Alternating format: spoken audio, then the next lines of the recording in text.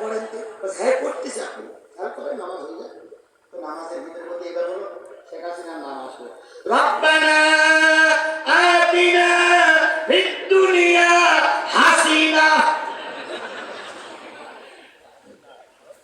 কত বড় ফেরবা চিন্তা করে